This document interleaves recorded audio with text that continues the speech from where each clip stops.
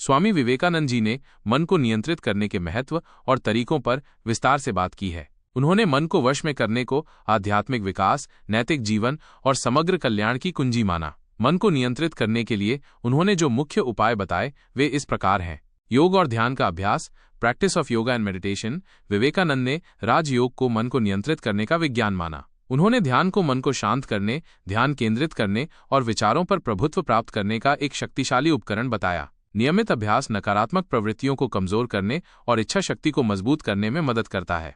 एकाग्रता, धारणा धरना। उन्होंने एकाग्रता की शक्ति विकसित करने के महत्व पर जोर दिया। इसमें मन को एक ही वस्तु, विचार या बिंदु पर स्थिर करना शामिल है, बिना उसे भटकने दिए। उन्होंने एकाग्रता के लिए विभिन्न वस्तुओं का सुझाव दिया, जैसे कि एक पवित्र छवि, एक मंत्र या यहाँ तक कि श्वास। धीरे धीरे लंबे समय तक ध्यान केंद्रित करने की क्षमता विकसित होती है।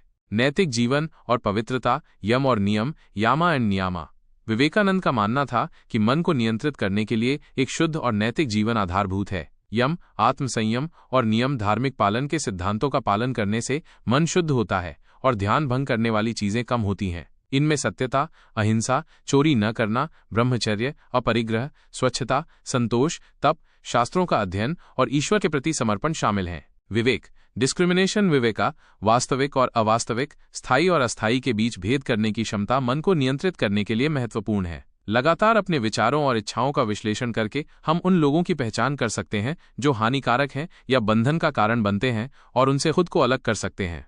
वैराग्य, डिटैचमेंट। वैराग्य, सांसारिक सुखों और इच्छाओं से वैराग्य का अभ्यास करना एक और आवश्यक कदम है। विवेकानंद ने सभी के लिए पूर्ण त्याग की वकालत नहीं की, बल्कि एक स्वस्थ वैराग्य की वकालत की, जहां व्यक्ति कार्यों के परिणामों या संवेदी अनुभवों से अत्यधिक जुड़ा हुआ न हो। यह मन की बाहरी उत्तेजनाओं से प्रभावित होने की प्रवृत्ति को कम करता है।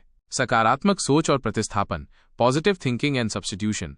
जब नकारात्मक विचार उत्पन्न हो तो विवेकानंद ने उन्हें सकारात्मक और रचनात्मक विचारों से बदलने की सलाह दी। मन मजबूत विचार का अनुसरण करता है। जानबूझकर सकारात्मक पुष्टियों को विकसित करके और उत्थानकारी विचारों पर ध्यान केंद्रित करके नकारात्मक पैटर्न को तोड़ा जा सकता है।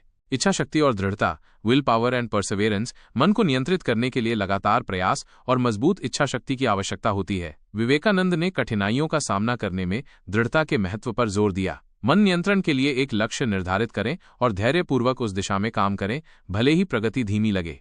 मन की प्रकृति को समझना, understanding the nature of the mind. Vivekananda ने समझाया कि मन एक बेचैन बंदर की तरह है जो लगातार एक विचार से दूसरे विचार पर कूदता रहता है। इस अंतर्निहित प्रकृति को समझने से मन नियंत्रण के प्रति धैर्य और बिना निराशा के दृष्टिकोण रखने में मदद मिलती है। हम विचारों को उनसे प्रभावित हुए बिना देखना सीखते हैं।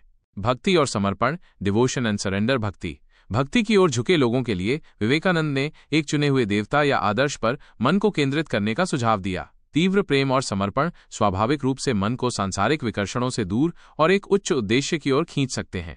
श्वास नियंत्रण, प्राणायाम, प्राणायामा। हालांकि उन्होंने राजयोग को प्राथमिक मार्ग माना, विवेकानंद ने तंत्रिका तंत्र को शांत करने और अप्रत्यक्ष रूप से मन को प्रभावित करने में प्राणायाम, यौगिक श्वास व्यायाम की भूमिका को स्वीकार किया। नियमित, नियंत्रित श्वास मानसिक उत्तेजना को कम करने में मदद कर सकती है। संक्षेप में, स्वामी विवेकानंद ने मन को नियंत्रित करने के लिए एक समग्र दृष्टिकोण प्रस्तुत किया, जिसमें नैतिक जीवन, योग और ध्यान के माध्यम से मानसिक अनुशासन, बौद्धिक विवेक, भावनात्मक वैराग्य और अटूट इच्छा शक्ति के एकीकरण पर जोर दिया गया। उनका मानना था कि लगातार अभ्यास और दृढ़ संकल्प से कोई भी अपने मन पर प्रभुत्व प्राप्त कर सकता है और अपनी पूरी क्षमता को साकार कर सकता है।